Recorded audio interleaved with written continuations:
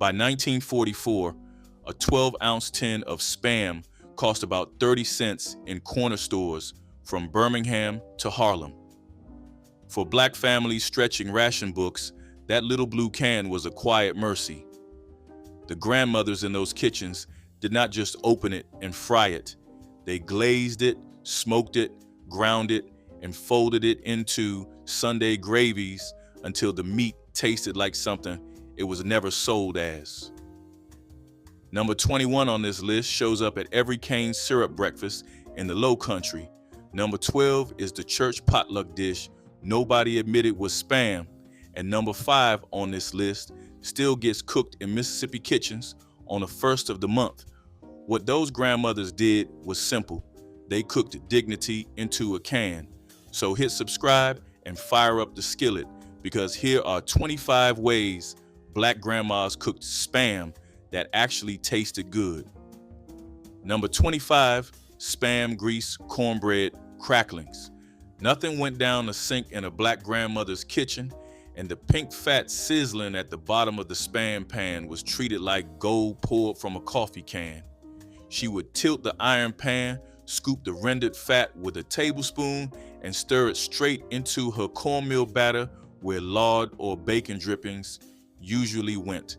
The crust came out the color of toasted pecan with little crisp ribbons of Spam edge baked into the top like accidental cracklings. Down in Greenville and Macon, those golden squares got broken over bowls of pinto beans for supper, and the next morning the leftovers were crumbled into hot milk for breakfast. The trick was the seasoning the Spam had already done for her. The salt, the smoke, the sugar already in the can meant she did not have to reach for the box of Morton's. One small pour of pink grease did the work of 3 pantry shelves. That was thrift dressed up as flavor. Number 24, smothered Spam with onion gravy. Smothering was the move every black grandmother knew before she knew how to read a recipe card. She would slice the Spam into thick coins, brown them hard in a hot iron pan until the edges caught the color of strong coffee, then lift them out and build a gravy in the same grease. 2 yellow onions sliced thin, a heavy sprinkle of flour, a slow stir until the roux smelled like a Sunday porch. Then chicken stock, a splash of evaporated milk, black pepper, and the Spam coins went back in to simmer for 20 minutes under a lid. By the end, the meat had drunk in the gravy and turned soft enough to cut with a butter knife. Served over white rice or stone ground grits, it ate like Salisbury steak from a diner on the south side of Memphis. The whole plate cost under $1 in 1962 money. Smothering hid the can. Smothering made it dinner. Number 23, Spam in the Monday red beans pot.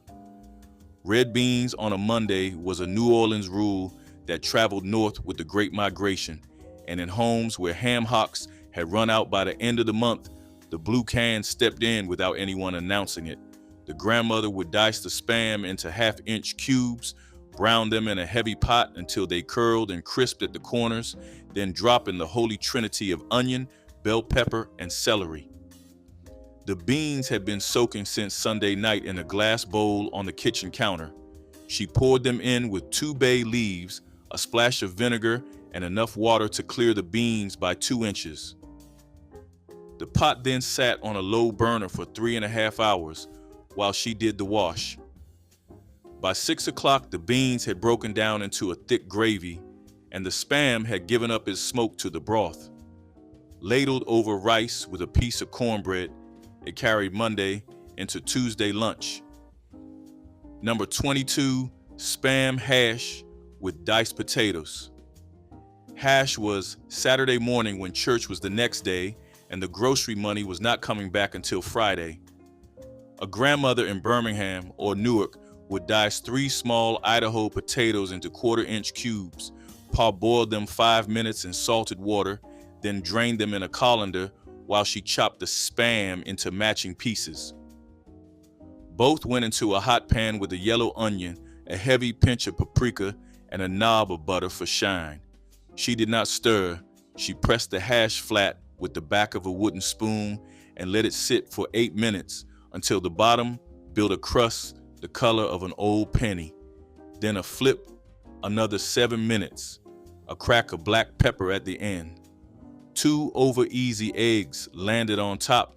The yolks broke down into the crust, and 1 cheap can fed 4 grandchildren before Saturday cartoons were over. Nobody asked what the meat was. The leftover crust got scraped into a saucer and tucked into a slice of cold biscuit for the grandfather's Sunday morning lunch pail, and the cast iron pan stayed on the back of the stove until the next Saturday. Our grandmothers in the Black Belt parishes of Louisiana knew the trick was the long press and the patience. Number 21, glazed Spam over stone ground grits. This is the dish that shows up at every cane syrup breakfast in the Low Country. In Charleston, Beaufort, and the Sea Island kitchens of Gullah Geechee grandmothers, breakfast was not a sweet bowl of cereal. It was salty, smoky, and finished with 1 slow pour of Steen's cane syrup from the can. She would lay 4 thick slabs of Spam in a dry iron pan, brown both sides hard, then turn the heat low and pour a 1/4 cup of cane syrup directly over the meat. The syrup hit the hot pan, boiled fast, and reduced into a sticky black glaze that coated each slab like lacquer. While that worked, she stirred the grits with butter and a splash of evaporated milk until they stood up on the spoon. The glazed Spam went on top. The leftover pan syrup got drizzled over the grits, and breakfast was eaten on the porch before the heat broke. That sweet-salt combination is older than the can itself. Number 20, Spam fried rice with butter beans. Black families on the south side of Chicago picked this trick up from black soldiers coming home from Korea and the Pacific in the early 1950s, and the grandmothers in those kitchens bent it toward the southern pantry. She would cook a pot of long-grain white rice the night before and let it sit covered on the stovetop until morning so the grains dried out. The next day, she diced half a can of Spam, browned it in a hot wok or a deep iron pan, then added 2 scrambled eggs, a handful of frozen butter beans, and a chopped scallion. The rice went in last, broken up with a wooden spoon, and the whole pan got a hard splash of soy sauce and a heavy crack of black pepper. 6 minutes total. 1 small can of meat fed a kitchen table of 7. It was Chinatown technique poured through a Mississippi-born hand, and it tasted like both places at once. Number 19, Spam in the collard greens pot. When the smokehouse ham hock was gone and the neck bones had been picked clean the week before, the blue can stood in for the pork that flavored the greens. The grandmother washed 3 bunches of collards in the sink 3 full times to clear the grit, strip the stems, and stack the leaves into tight rolls she sliced into ribbons. A whole can of Spam went into the pot first, diced and browned until the bottom of the pan turned bronze. Then chicken stock, a small splash of apple cider vinegar, a teaspoon of red pepper flakes, and the ribbons of greens piled on top to wilt down.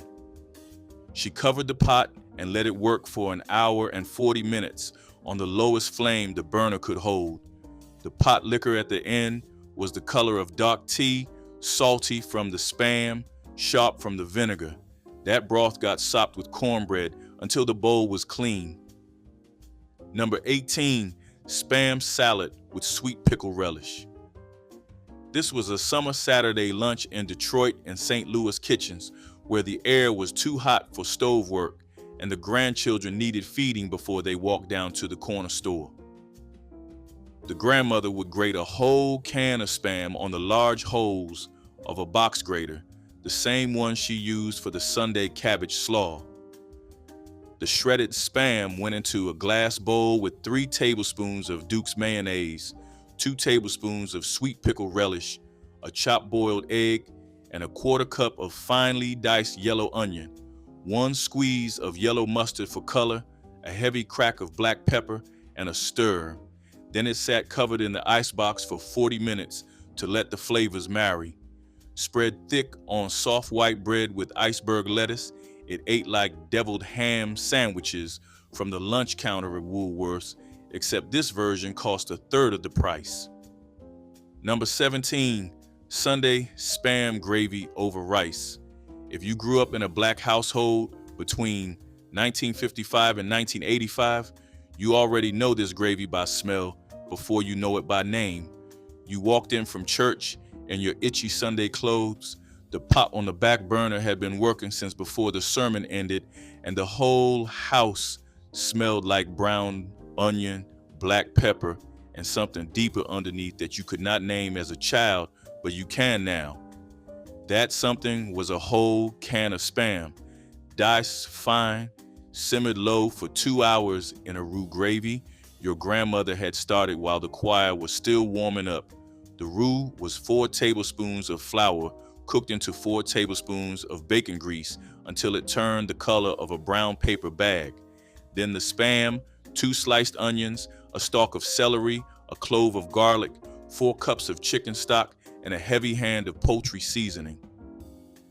By the time you sat down at the table, the gravy was thick enough to coat the back of a serving spoon and dark enough to look like it had come from a roast you could not afford that week. She ladled it over a mound of long grain rice, set a piece of buttered cornbread on the side, and the whole plate looked like Sunday dinner at a downtown restaurant.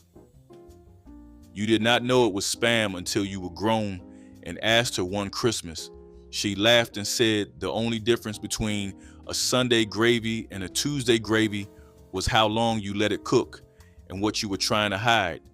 That answer carried more than a recipe. That answer was the whole point of the kitchen. Number 16, Spam crackling biscuits. Biscuit Sunday was a ritual, and when the side pork ran out, the blue can filled in for the cracklings. The grandmother would dice the Spam small, render it slow in a dry pan until the cubes turned crisp and shrunk to half their size, then pat them dry on a brown paper grocery bag. The biscuit dough was white lily flour, baking powder, buttermilk, and cold lard worked in with her fingers until it looked like wet sand. The crisp Spam cubes got folded in last with a wooden spoon. The dough was patted to 1 inch thick on a floured board, and she cut 12 rounds with the rim of a jelly glass. 12 minutes in a hot oven. The biscuits came out tall, salty in the middle, with little crisp meat pockets that snapped between your teeth. Split, buttered, and eaten with cane syrup, they were Sunday morning fixed. Number 15, Spam and cabbage stew. Cabbage was a winter staple in black kitchens from Cleveland to Jacksonville because one head went for 35 cents and fed a family 3 nights running. The grandmother would quarter a green cabbage, dice a can of Spam, slice 2 yellow onions, and stack everything into a heavy cast pot in layers with 3 medium potatoes cut into wedges, 2 cups of chicken stock at the bottom, a tablespoon of butter on top, a heavy crack of black pepper, and a dried red pepper for heat. The lid went on, the heat went low, and the pot was forgotten for 50 minutes while she set the table and called the children in from the yard. When she lifted the lid, the cabbage had collapsed into the broth, the potatoes had softened to a fork, and the Spam had broken into ragged pieces that flavored every spoonful. 1 bowl, a slice of buttered bread, January handled. Number 14, Spam stuffed bell peppers. Stuffed peppers were a 1960s weeknight workhorse in black kitchens from the Bronx to Baton Rouge, and the filling was almost never beef the way the cookbook said. The grandmother would slice the tops off 4 green bell peppers, scrape out the seeds, and stand them in a baking dish like little green cups. Then she would mince a whole can of Spam in a wooden bowl with a sharp knife, mix it with a cup of cooked long grain rice, a chopped yellow onion sweated in butter, a beaten egg, and a heavy spoon of tomato paste. The mixture went into the peppers, packed down with a thumb, and topped with a small spoon of brown sugar and a splash of stewed tomatoes from the can. 45 minutes in a moderate oven. The peppers slumped, the tops blistered, and the filling stayed sweet and salty at once. 4 peppers, 4 plates, 1 cheap can of meat. Number 13, Spam and Saltine Loaf. Meatloaf night without the ground chuck was a quiet kind of magic, and most grandchildren never noticed the swap. The grandmother would mince a whole can of Spam with a sharp knife on a wooden board, crush a sleeve and a half of saltines into coarse crumbs with her hand, and mix the two in a big enamel bowl with a beaten egg, a half cup of evaporated milk, a chopped yellow onion, and a spoon of yellow mustard. The mix got pressed into a small loaf pan, glazed on top with ketchup and a sprinkle of brown sugar, and slid into the oven for 40 minutes. The crackers stretched the meat and held the loaf together at the same time. Sliced thick and laid over mashed potatoes with a ladle of brown gravy, it ate like the meatloaf at a country diner on the way to a family reunion in Tuskegee. Number 12, Spam, macaroni, and cheese church casserole. This is the dish nobody at our church potlucks ever admitted was Spam, and the grandmothers who carried it in covered Pyrex from Tabernacle Baptist to Bethel AME carried that secret to their graves.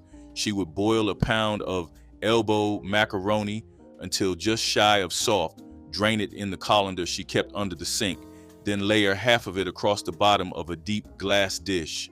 On top went a full can of Spam diced fine, a heavy handful of grated sharp cheddar, and a spoon of yellow mustard streaked through.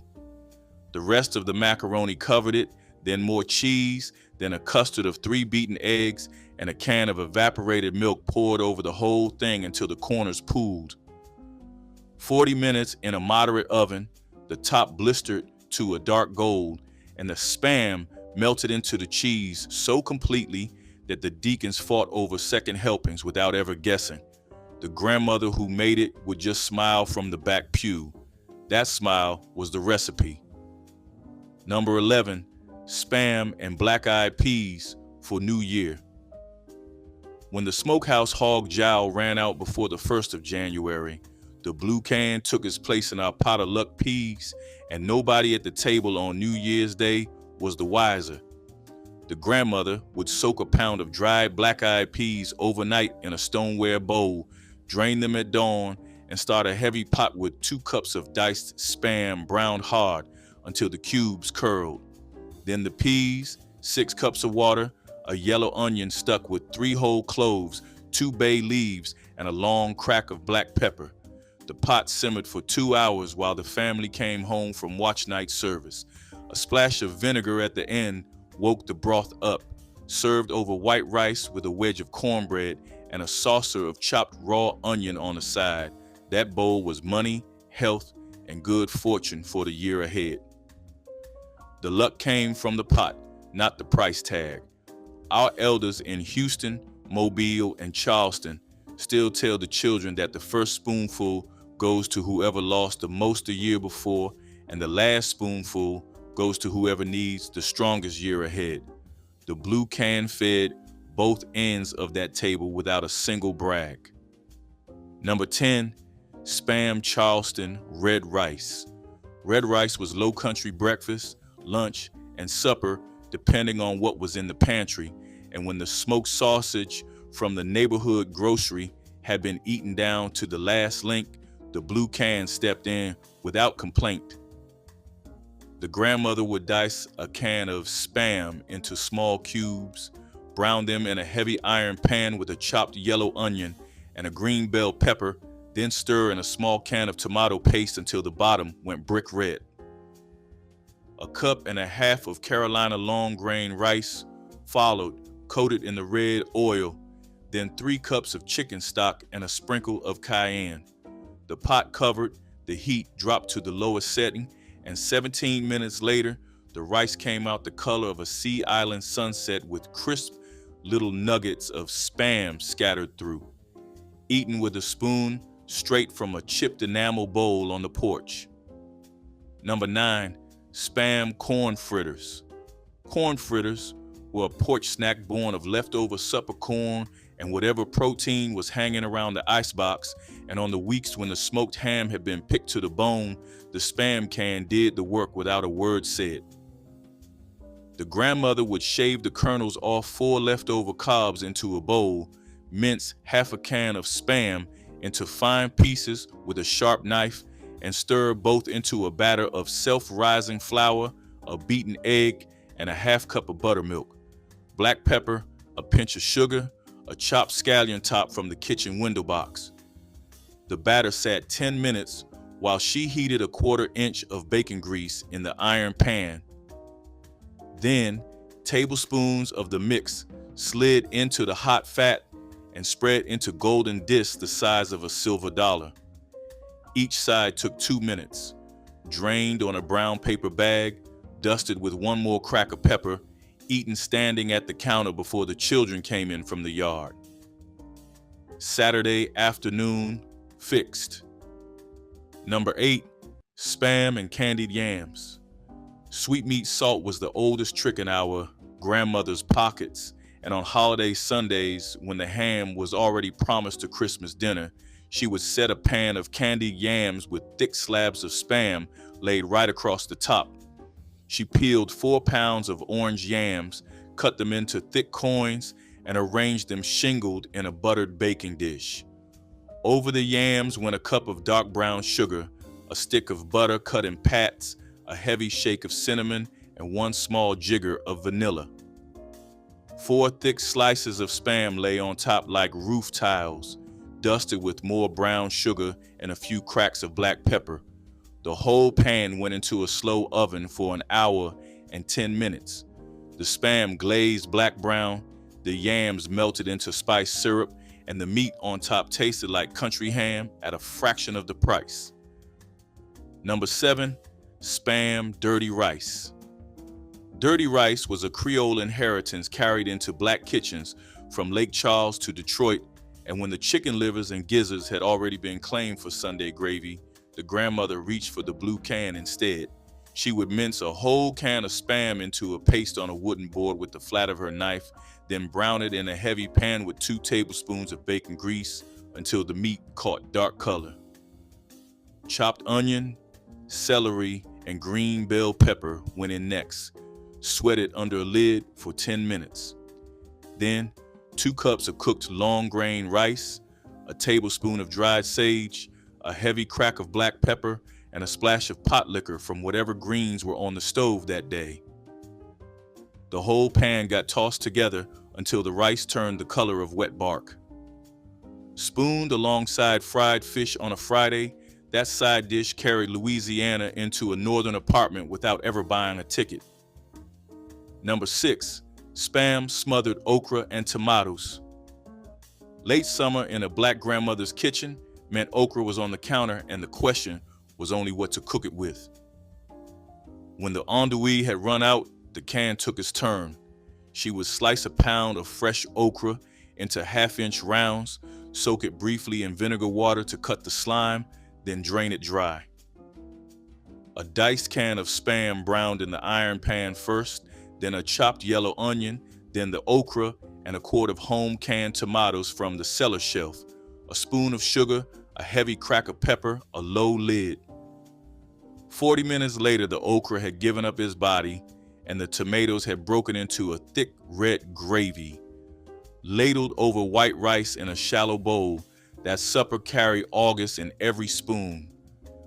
Our grandmothers in Mobile and Pensacola finished the dish with a heavy crumble of cold cornbread on top, the dry edges drinking up the tomato gravy until the bowl turned into something halfway between supper and a Sunday side.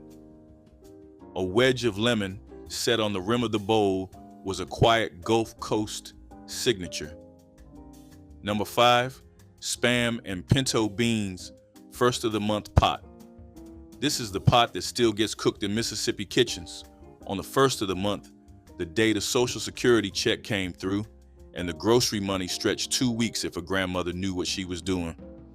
She would soak 2 pounds of pintos in cold water overnight, drain them, and start a heavy enamel pot with a whole can of Spam, diced and brown until the bottom turned mahogany.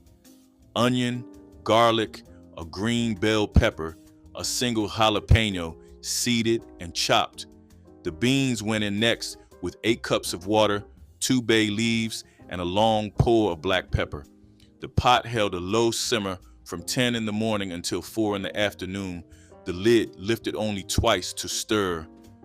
By supper time, the beans had thickened into their own gravy, and the Spam had broken into shreds that flavored every bowl.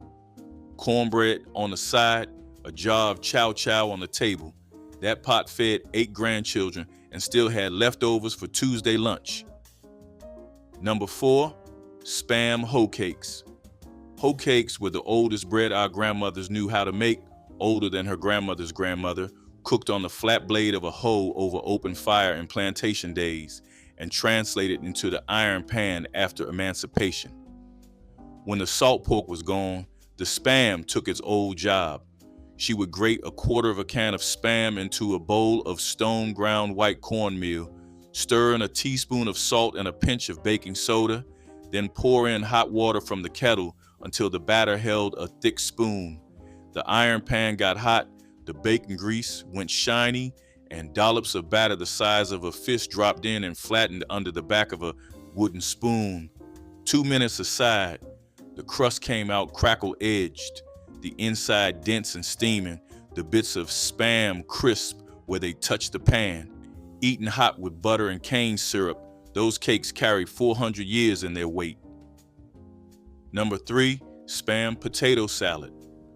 Cookout potato salad in our grandmother's kitchens was a contract, and any cousin who showed up with a runny store-bought tub got their bowl quietly set aside. When the boiled ham for the salad ran short, the grandmother diced a half can of Spam into small cubes and folded them in without a confession. She would boil 6 russet potatoes whole in heavily salted water until a fork slid in clean, peel them while still warm, and chop them rough on a board. 3 boiled eggs got chopped fine on top. The Spam cubes went in next, then a heavy spoon of Duke's mayonnaise, 2 tablespoons of sweet pickle relish, a chopped stalk of celery, a quarter cup of finely minced yellow onion, a teaspoon of yellow mustard, and a long crack of black pepper. A dusting of paprika went over the top before the bowl was covered and chilled until the family arrived. Every spoon held meat, egg, potato, and tang. Nobody asked, everybody asked for seconds. Number 2, Spam and giblet dressing. Thanksgiving dressing in our households was sacred, and when the giblets that came inside the turkey were not enough to flavor the cornbread mix, the grandmother quietly opened the blue can. She would crumble a full pan of day-old cornbread into a wide enamel bowl, tear in 4 slices of dried white bread, and mince a whole can of Spam into the mix with a sharp knife. The chopped turkey neck meat, 2 yellow onions sweated in butter, a stalk of celery, a heavy spoon of poultry seasoning, 2 beaten eggs, and 3 cups of hot stock from the giblet pot followed. The mixture went into a buttered baking dish, smooth flat, dotted with cold butter, and slid into the oven beside the bird for 50 minutes. The top crisped to a deep brown crust, and the inside stayed moist as custard. Nobody at our table ever asked what was in it. The grandmother just spooned a heaping square onto each plate beside the cranberry, and the Spam disappeared into the savor of the cornbread the way a secret disappears into a long marriage. Years later, when the holiday cooks of the next generation tried the same recipe with sausage, the dressing tasted thinner, and the women who remembered the old version would not say why. Number 1, Spam and hot water cornbread. Hot water cornbread was the bread of last days of the month, of empty pantries, of waiting on Friday's paycheck, and the Spam version was the one that turned a tight week into a meal a child remembered for the rest of their life. The grandmother would stir a cup of stone ground white cornmeal with a teaspoon of salt in a wide bowl, then pour in boiling water from the kettle in a slow stream until the meal seized into a thick paste. A quarter can of Spam mince fine got worked into the dough with a wooden spoon along with a chopped green onion top. She shaped the mix into oval patties between her palms and slid them into a half-inch of hot bacon grease in the iron pan. 3 minutes aside. The crust came out shattery and gold, the inside stayed steaming, and the bits of Spam softened into the cornmeal until the whole thing tasted like one ancient food. Eaten with pot liquor from the greens, that single patty closed the week. Crackling bread transformed the crispy remnants of rendered pork fat into cornbread that satisfied like no other. When families rendered lard from pork fat, the bits of skin and meat that remained became cracklings, golden nuggets of pure pork flavor, too precious to discard. These cracklings were folded directly into cornbread batter, so every bite contained bursts of salty, smoky richness. The bread baked golden in cast iron skillets, the fat from cracklings keeping it moist while adding depth plain cornbread could never achieve. For families who could only afford the cheapest scraps, crackling bread represented abundance and resourcefulness. Children fought over corner pieces where extra cracklings had settled, knowing those bites were treasures. This bread stretched a single hog, rendering into multiple meals. Cream cheese and olive pinwheels, made with softened cream cheese mixed with chopped green olives and rolled in tortillas, created tangy, savory bites. Children found intriguing. Aunties would soften cream cheese and mix it with finely chopped green olives, pimentos, and sometimes a touch of garlic powder, spreading the mixture evenly on flour tortillas. The tortillas were rolled tightly, wrapped in plastic, and refrigerated for hours to firm up before being sliced into colorful pinwheels. Each slice revealed swirls of white cream cheese dotted with green olive pieces, creating visual appeal that drew children's attention.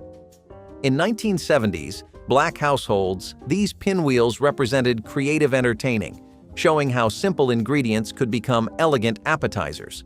Children loved them because they were fun to look at, easy to eat, and introduced them to olives in a creamy format that made the vegetables more approachable and less intimidating than eating them whole. Pot liquor with cornbread was the liquid gold that nourished Black families when nothing else remained in the pantry.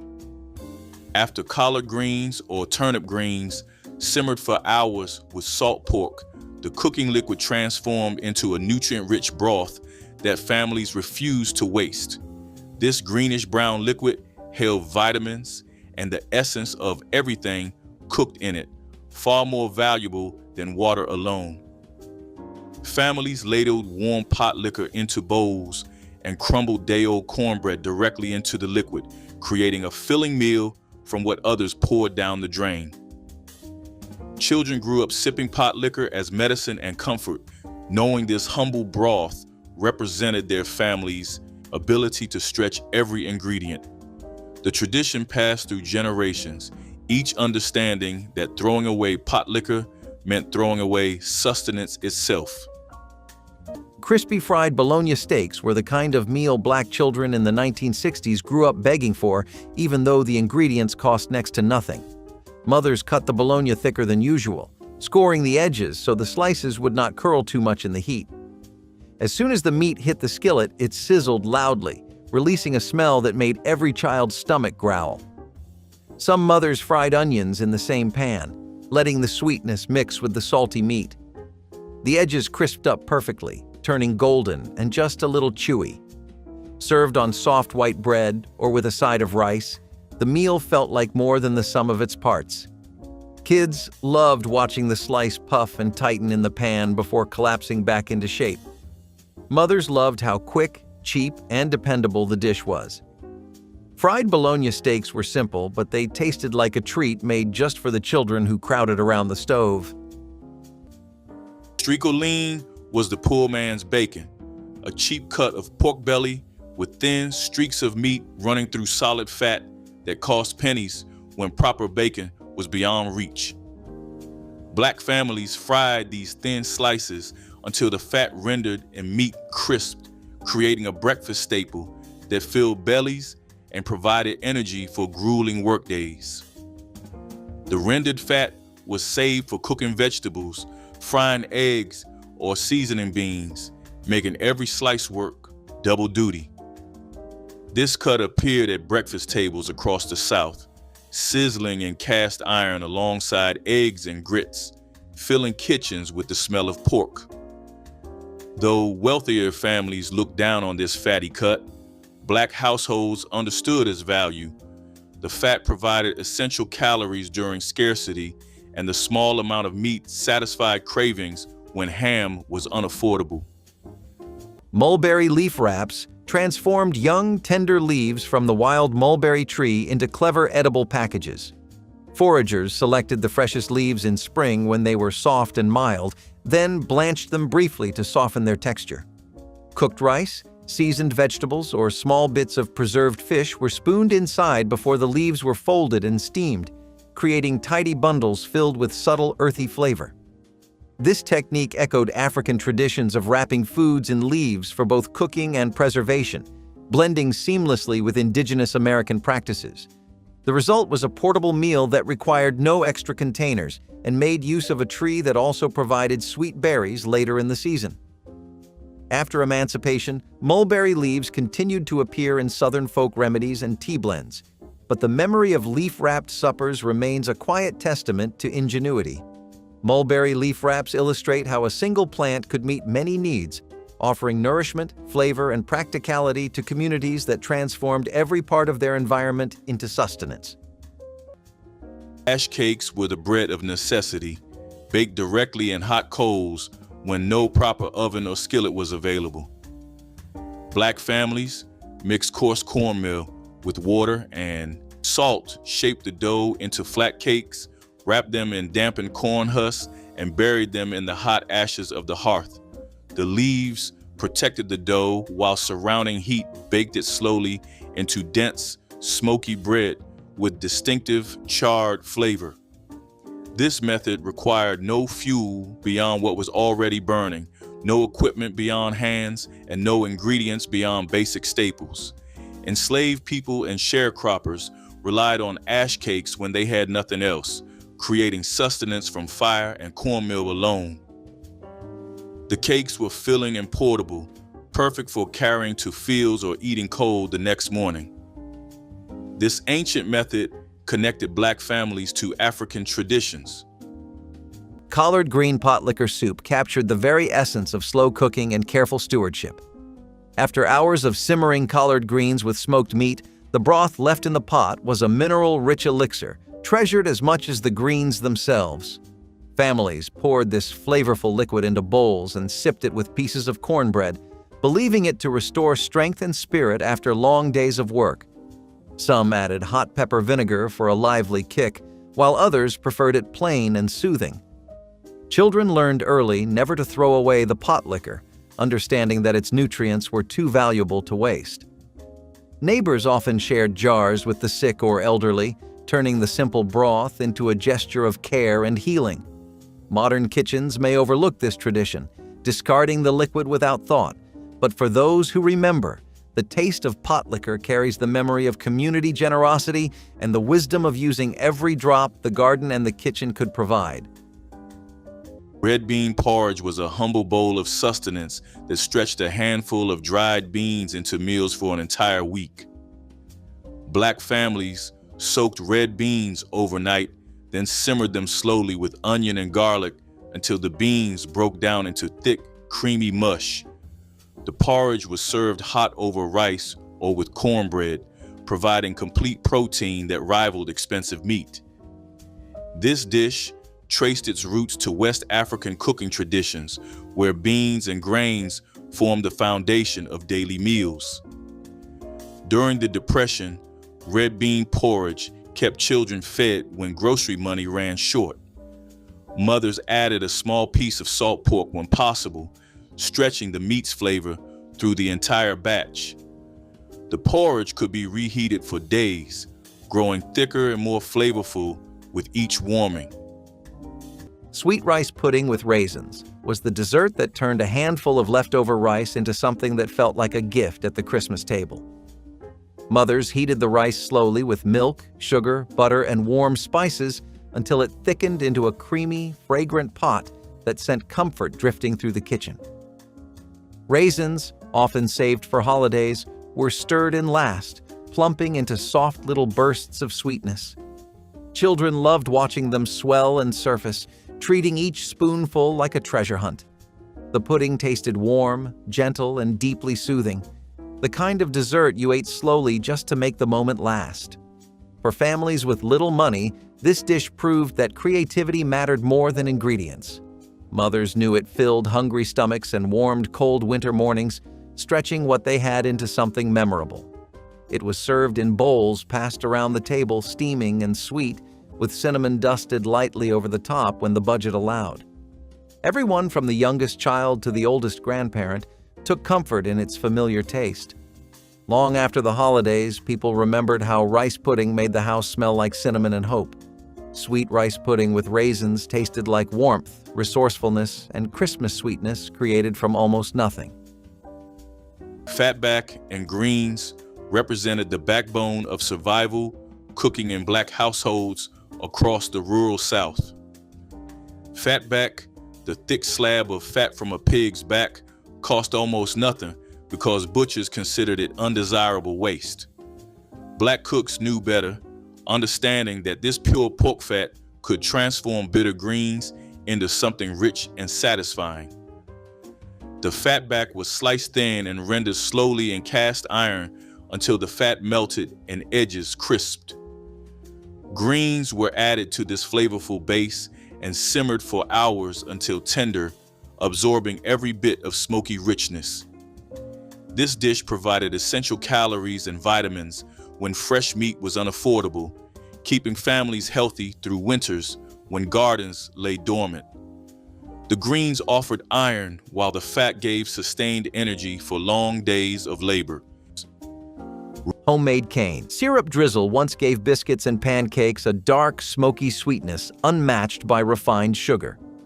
Families would harvest sugarcane, crush the stalks, and boil the juice in large iron kettles until it thickened into a rich amber syrup. The work was hot and sticky, often stretching from dawn until late night, but the reward was a flavor that defined Southern breakfasts and holiday treats. Children watched the bubbling kettles with wide eyes, waiting for a chance to taste the warm syrup on a fresh biscuit. Neighbors often shared the labor and the finished product, turning the syrup-making into a community event as well as a culinary one. Over time, industrial sweeteners and store-bought syrups replaced the careful craft, and the knowledge of how to coax sweetness from cane faded with older generations. For those who remember, a spoonful of homemade cane syrup is more than a taste. It is a memory of family unity, hard work, and the sweetness that perseverance can bring. Field pea hash was a hearty skillet meal that turned leftover peas and whatever vegetables remained into breakfast that carried a family through a full day of labor. Black families mashed cooked field peas with diced onions, potatoes, and sometimes leftover meat scraps, then fried the mixture in pork fat until a crispy crust formed on the bottom. The hash was served hot, often topped with a fried egg, creating a complete meal from ingredients that cost almost nothing. Field peas grew abundantly in southern soil, required little care, and dried easily for winter storage, making them a reliable staple in Black gardens. The hash made use of peas cooked days earlier, ensuring nothing spoiled or went to waste. Mothers taught daughters to press the hash firmly against the skillet, creating the crispy bottom that made each serving satisfying. Cranberry orange gelatin mold was the festive centerpiece that sparkled under holiday lights, sitting proudly in its familiar metal mold on Christmas tables throughout the 1960s. Mothers mixed cranberry sauce, orange zest, sugar, and gelatin, pouring the mixture into molds shaped like rings, wreaths, or holiday designs. When it chilled overnight, it emerged glossy and jewel-toned, firm enough to hold its shape, but soft enough to melt on the tongue. Children loved the wobble, tapping the plate lightly just to see it jiggle before taking a bite. The flavor balanced tart cranberry with bright citrus, making it refreshing alongside heavier holiday dishes. Mothers appreciated that it required few ingredients, stretched far, and looked impressive without costing much. It added color to plates filled with greens, dressing, and meats, offering a sweet note between savory bites. Blackstrap molasses, Johnny cakes combined two of the cheapest ingredients into griddle cakes that provided iron, energy, and comfort in every bite. Blackstrap molasses, the darkest byproduct of sugar refining, cost almost nothing because producers considered it waste. Black families knew its value, stirring it into cornmeal batter to create Johnny cakes with deep, almost bitter sweetness that refined sugar could never match. These griddle cakes were fried on cast iron until golden, served hot with more molasses, drizzled on top, or eaten plain as portable breakfast. The iron content helps prevent anemia in children and pregnant women when meat was scarce. This dish represented the alchemy of poverty cooking, transforming industrial byproducts into nourishment that sustained families through hard times. That little blue can outlasted ration books, redlining, and 100 Sunday dinners nobody wrote down. So which of our 25 will you set on the stove first? The cane syrup slabs over grits, the church potluck macaroni nobody admitted, or the first of the month pinto pot? Tell us in the comments which dish your grandmother made and what she called it. And ask yourself one more thing. What other can on the back of our pantry shelf is just waiting for a grandmother's hand to turn it into Sunday dinner?